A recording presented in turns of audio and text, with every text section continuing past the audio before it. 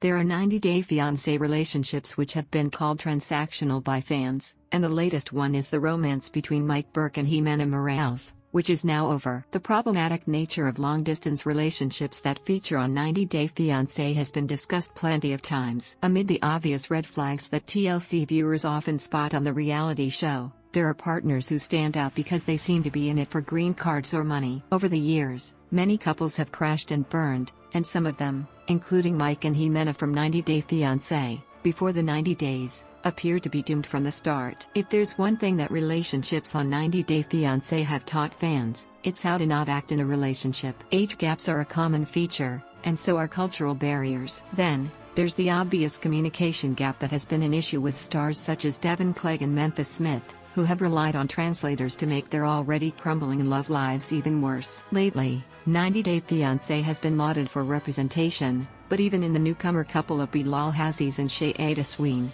the Missouri man thinks the Trinidad and Tobago woman is a gold digger. In light of the way that some of the international partners are portrayed, their better halves in America are occasionally referred to as sugar daddies or sugar mommies. A lot of money has been spent on these 90-Day Fiancé stars by their soulmates, even before they've gotten visa approvals. Signs of catfishing also don't seem to stop some of these TLC stars as they try to keep up with their partner's demands, perhaps because love is blind. Another possible reason why is the fact that it could be the first time in their lives that they've been in relationships, as Mike was with Ximena, who clearly didn't love him back. During 90-Day Fiancé, before the 90 days, Mike was introduced as a shy guy from New York who played with Legos and flipped pancakes for his granddad. On the other hand, Ximena showed off her house in Colombia, which featured items gifted by Mike, from a dining table to a coffee machine. He claimed to have spent over $15,000 on her. Ximena came across as someone who was looking to escape her life as a manicurist, and go to America with her 2 kids with 2 different fathers. It was only towards the finale that it was revealed that Mike had met Ximena on a cam site rather than Tinder,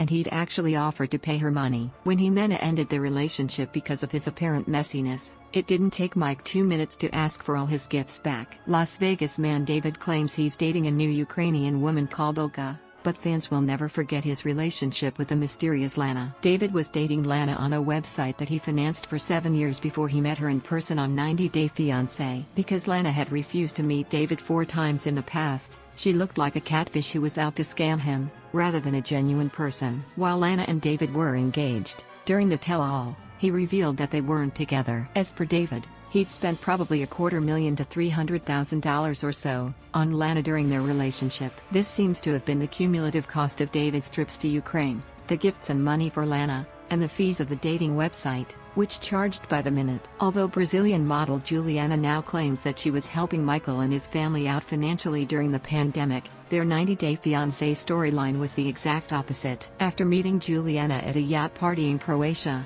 Michael fell in love with her and wanted to bring her home to Connecticut. While Michael was waiting for Juliana to arrive in the US, he was shown creating a $4,000 custom necklace for her. As per Michael, Juliana was using his credit cards when she was in Brazil, so she could buy groceries. However, he also accused Juliana of having a questionable judgment in some of the spending, as she'd impulsively bought a car on the credit card. When the wine entrepreneur Michael was asked if he'd spent more than $100,000, or more than $150,000 during their 3 years relationship, he refused to answer.